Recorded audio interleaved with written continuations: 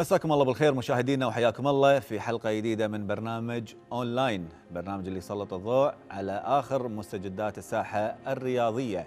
خلونا نشوف من ضيفنا لهذا اليوم.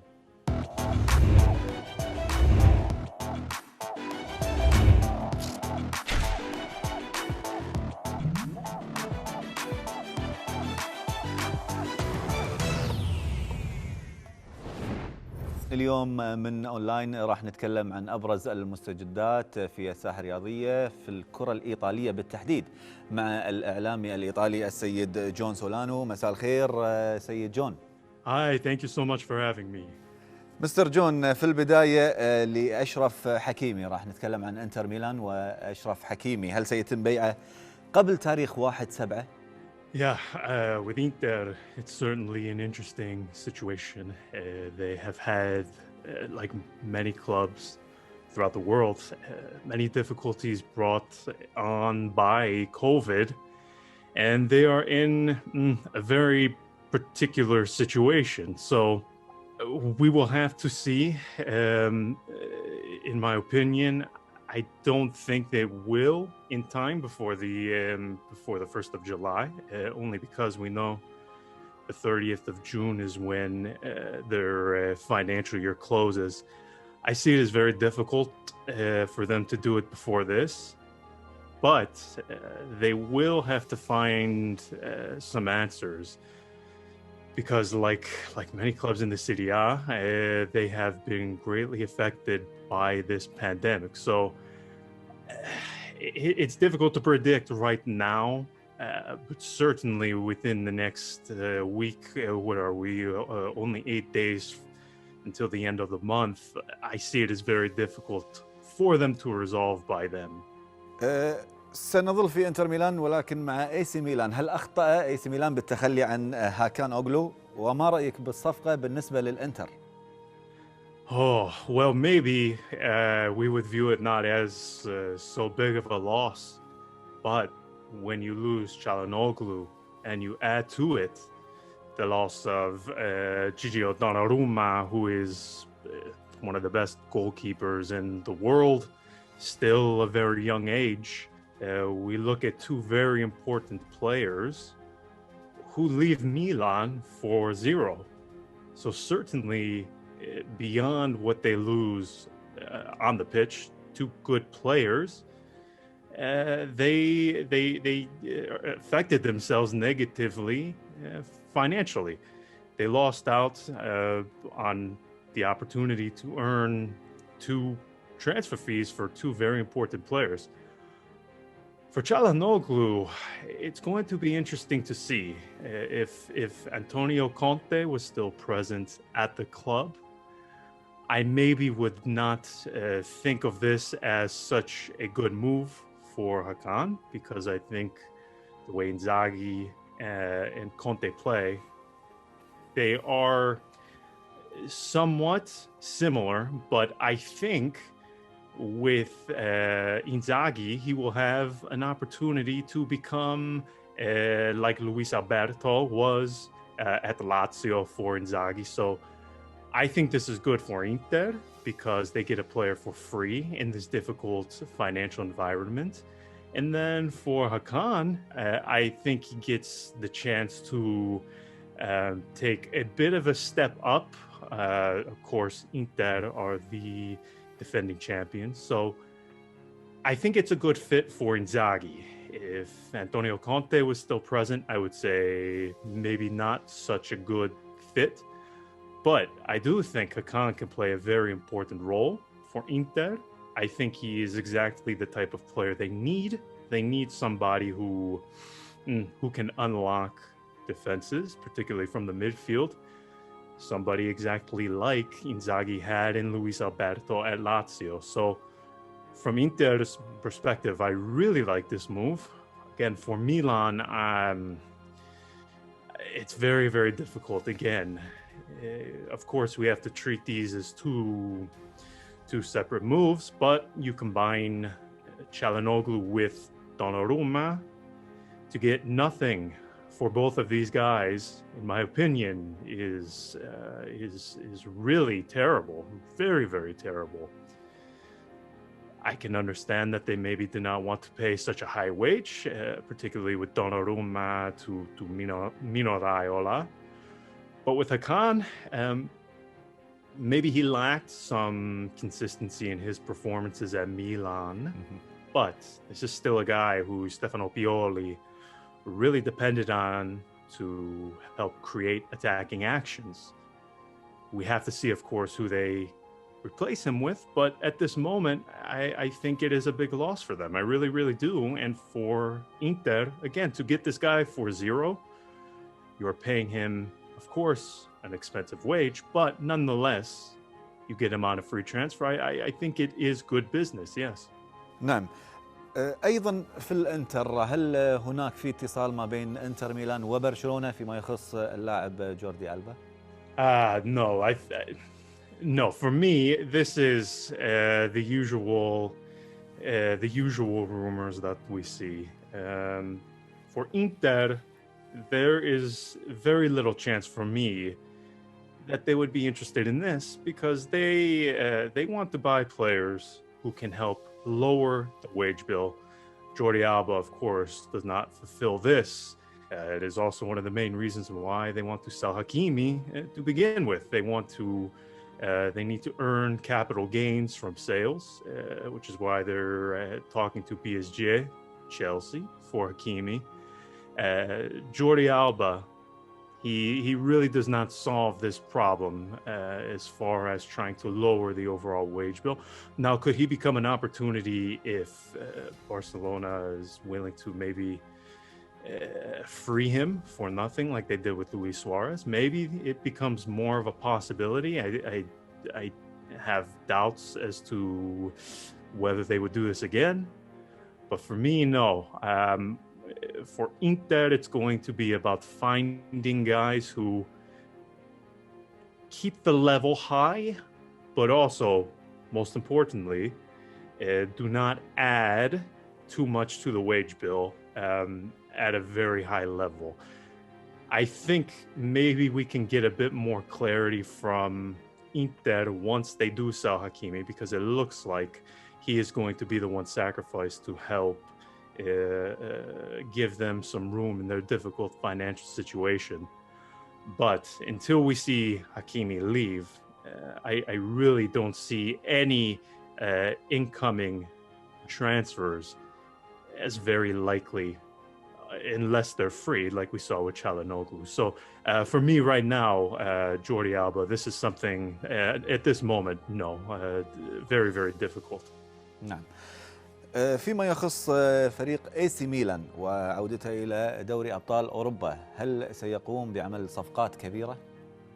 I do. I do think that they're going to try and get somebody in attack, both a striker to be behind Zlatan, or to fill in for him, because we have to remember he recently underwent a minor operation. Now, he will not miss a lot of time, but it is going to take him a period to get back to full health. So I think we're going to see them make two important acquisitions in attack.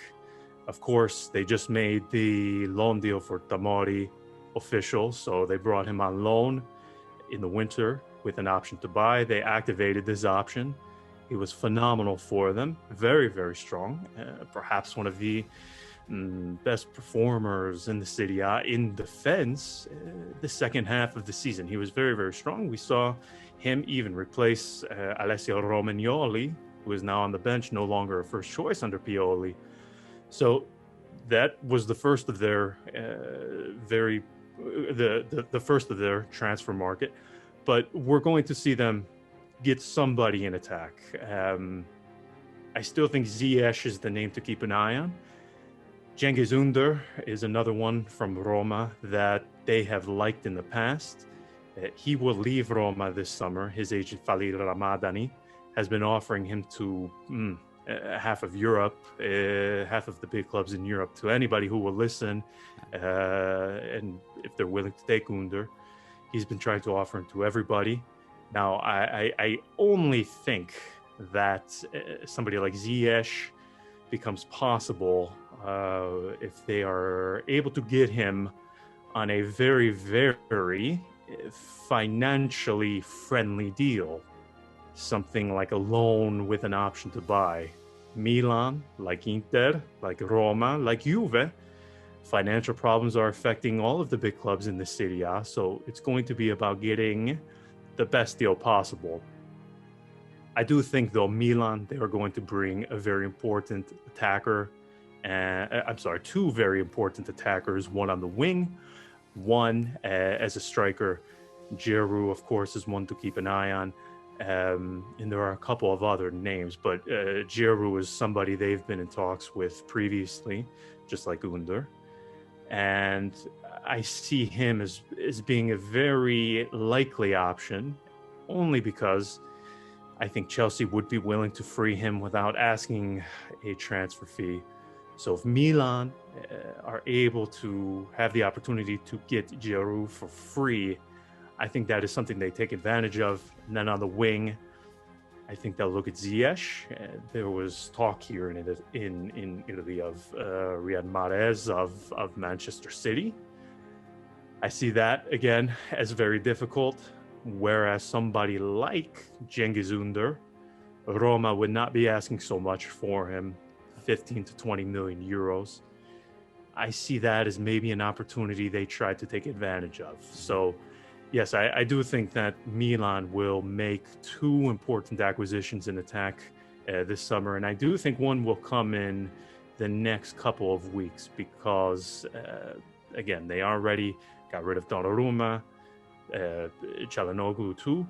So they can add somebody, especially somebody like Giroud again. If they are free, they can add them even before the end of the month without worrying about it affecting their finances. So I think Milan is going to be very, very busy because, as you said, they return to the Champions League. They do need to add some names. So I do expect them to be very busy this summer. ما هي آخر أخبار لوكاتيلي نجم ساسولو؟ ربط اسمه بعدة أندية، لكن هل اليوفي قدم عرضا رسميا له؟ Yeah, so Juve have already presented an offer to Sassuolo for Locatelli, who has been, yes, he has been a star so far in the Euros, but if we're talking about this previous season in the Serie A, we could easily say that he was one of the best midfielders in the entire league. Very, very strong season. I do think he's going to go to Juventus. He has had a lot of interest from Premier League. Some clubs in Spain even have discussed bringing him. But I do think he is going to go to Juve because he has said very clearly Juve is his first choice. I do think that is where he's going to go. Now, again, a common theme. Juventus, as we saw by their charade with the Super League, financial problems. How do they get a deal done? They're going to, in my opinion, they're going to have to structure this they're going to have to get creative as a way to structure this deal, in my opinion. Perhaps they add players into it that interest Sassuolo. Who that could be, we don't know. But I do think he goes to Juventus. I just think it's going to take some time to finalize this deal because Juve, again, they have to be very careful financially. So I think they're going to try to find creative ways to make all the parties happy and accept the deal. But for me, Locatelli, he's going to end up at Juve. With this, I have very few doubts on this. نعم. بما أن ذكرنا اليوفي، ما رأيك بتجديد إعارة موراتا؟ I think, again, the only reason why Juve do this is because of the difficult transfer market environment and the club's financial struggles. For me, if Max Allegri had his choice, I think, of course, he would go for somebody stronger. Now, Morata, he did do good with Allegri at the club the first time. So I just think simply they do this because there really are no other options, especially for that sort of fee. There are not many choices available to them. So I think really this is just the result of a difficult financial situation and very few options on the market. مهم. طيب ما هي حقيقة المهلة اللي أعطاها اليوفي لرونالدو من أجل حسم مستقبله؟ Yes, so from what I was told, this is not true that they have given him a time limit. However, they are going to meet with him. They will be meeting with his agent Mendez because it is very clear that a solution must be found. Allegri, not that he does not appreciate Cristiano Ronaldo. I think he would prefer, again, in this difficult financial environment, I think he would prefer to maybe have a bit more flexibility and ability to add new names to his team. When you have Cristiano Ronaldo earning this important wage, I mean, 30 million euros net, a very large amount, there's very little that you can do. So from what I was told, there is not exactly a time limit, but of course the parties have agreed, Mendez, Ronaldo, we are all going to sit down soon, resolve this. Of course, it will be after the Euros, but this is something that I believe they will try to resolve in the month of July, because should they decide to move on from Cristiano Ronaldo, they're going to need to allow themselves and of course him time to find a solution. نعم. ننتقل إلى نادي روما. هل فعلا يرغب السيد جوزيه مورينيو بالتعاقد مع الحارس باتريشيو؟ Yes, so Patricio, Granit Xhaka, these are two deals that are very, very close. I do think they get done soon. Patricio is a guy that they targeted very, very early. Of course, he has the same agent as Jose Mourinho. I think for now, we do not see Roma close this deal because they are evaluating other profiles that maybe are younger than Patricio, who is 33 years old. I think before closing this deal, they want to make sure they cannot get somebody younger, somebody like a Golini of Atalanta, who will leave the club. Gasparini has already said this guy, if an offer arrives, he is free to go. No. Doesn't really so much appreciate him as a goalkeeper. I think they will find a new one. But I do think at the end, it is going to be Patricio, because Roma, they want to pay under 10 million euros. They have already agreed to a contract with him, right around 2 years, with an option for a third. So I do think it will be Patricio, and then I think he will be joined by Granit Xhaka, who, again, like Patricio, they already have a contract agreement in place. It is just waiting to close, but they are very close. I don't see any problems with these two deals getting completed. نعم. وما هي الصفقات المتوقعة لنادي روما في هذا الصيف؟ A lot. So this was a team that really struggled under Paulo Fonseca in all departments last season. They struggled in defense, they struggled in midfield, they struggled in attack. Now, Jose Mourinho, with his tactics, of course, he makes you stronger simply by being a better manager, in my opinion. But I do think that they need another midfielder. That will be Granit Xhaka. I think the biggest question is striker. Edin Dzeko, it was a nightmare for him this past season. He clashed with the manager. He nearly left for Inter in a swap deal that would have saw Alexis Sanchez join the Roma. He has 1 season remaining on his contract with the club. He and his wife, they prefer to stay in Rome. Of course, this has something to do with the fact that he earns a very large wage at Roma, 7.5 million euros net. It's very difficult to find another club in the Serie A that would pay this amount. Very unlikely that he would be able to go to a Milan or an Inter or a Juve, and they would pay him this figure. So Roma are going to have to resolve the situation. Now, he signed with a new agent a few months ago, the same agent as Alessandro Florenzi. His name is Alessandro Lucci, very well-known guy. I do think that Roma will try to move Dzeko. I do. And then if they are able to find a way to move him, I think Andrea Belotti is the one that everybody at Roma wants. He is their first choice. And he too, he wants to leave Torino. We have seen him not renew his contract, reject contract renewal offers. His current contract expires in just about 1 year. So Torino will have to find a solution, of course, to not lose him for free. So he is the first choice of Roma. Mourinho likes him too. Tiago Pinto, the club's executive general director, has already held talks for Belotti.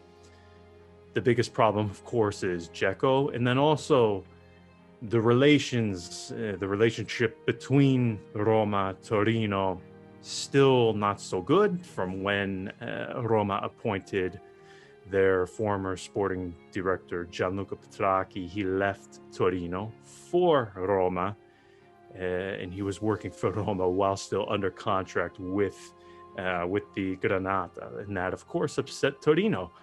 Roma had to pay compensation to Torino to avoid any further problems. So there are a lot of factors in this, but for me, once Roma, they resolve the situation of goalkeeper, midfield, the biggest glaring problem is Edin Dzeko. I think Roma, they need to upgrade on him. And I think getting rid of him and moving on could prove difficult, but maybe Dzeko, if the chance comes to go to a Juve, maybe he takes it. We will have to see. But striker, for me, is the next problem that must be addressed. نعم. إذن هل تتوقع أن ينافس روما على اللقب في الموسم القادم، يحرز اللقب، أم يحتاج السيد مورينيو إلى وقت لبناء فريق جديد، فريق قوي قادر على المنافسة؟ So I do think they can compete for a top 4 place.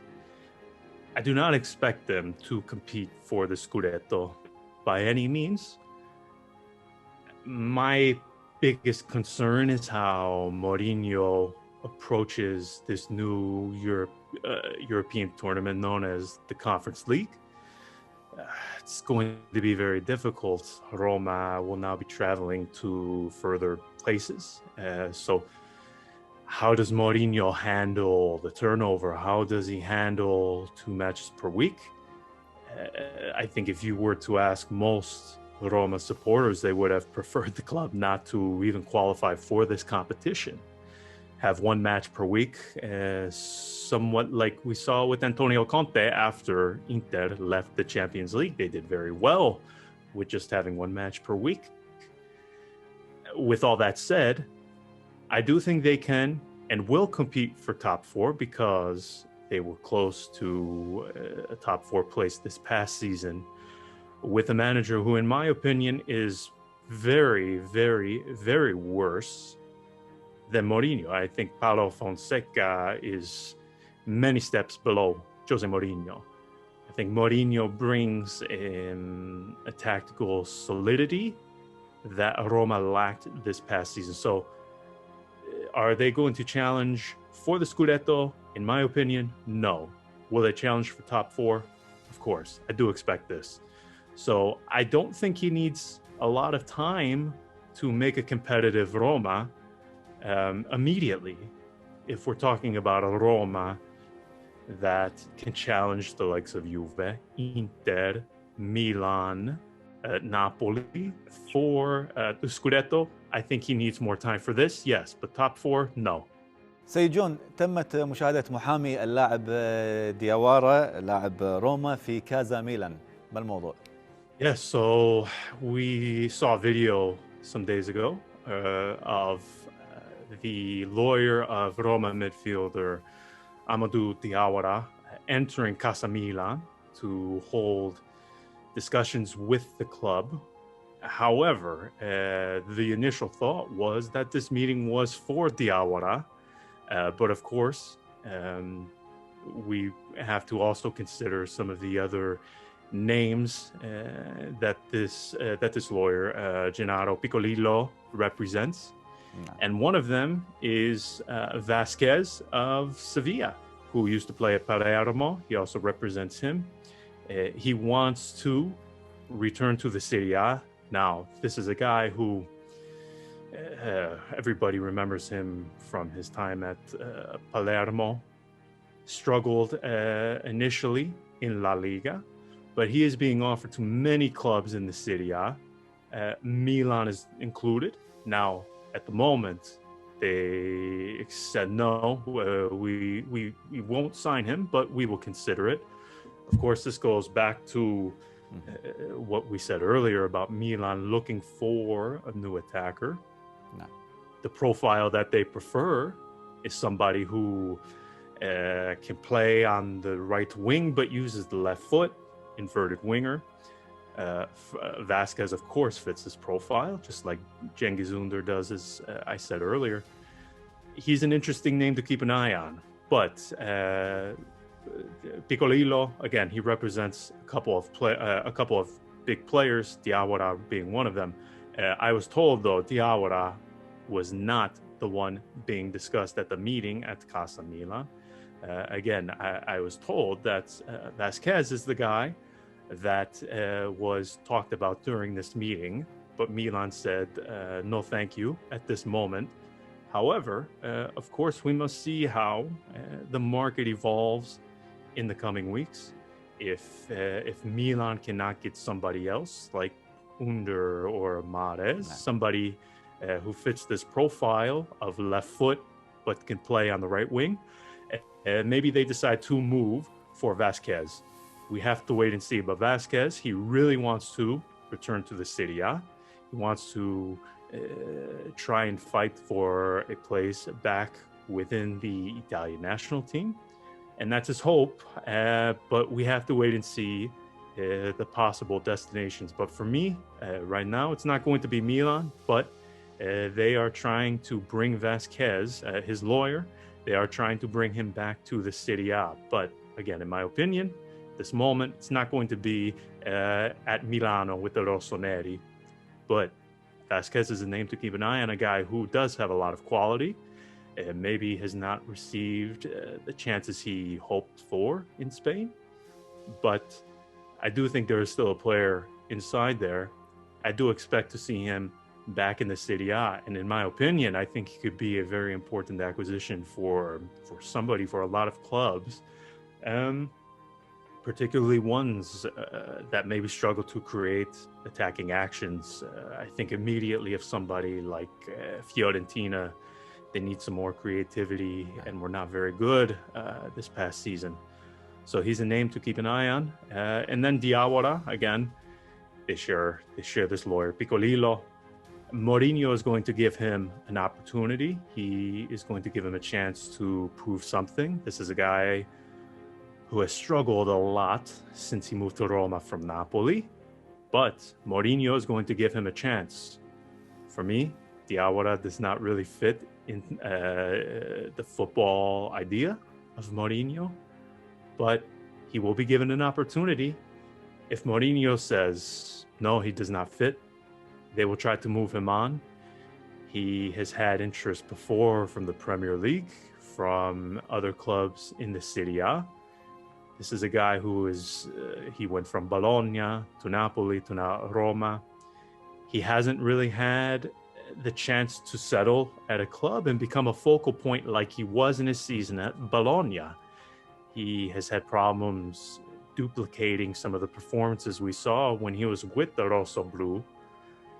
I think he could be another guy who, should he leave, I think he could be another player that could really, really help somebody. Really, again, Fiorentina, somebody like a Torino, somebody who needs an important midfielder that is creative, that just needs an opportunity to play more than what they are doing so now.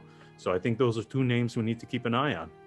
في الختام شكرا لك السيد جون سولانو الإعلامي الإيطالي، شكرا لوجودك معنا، شكرا لوقتك، شكرا لظهورك على شاشة تلفزيون دولة الكويت، كويت سبورت، في برنامج أونلاين.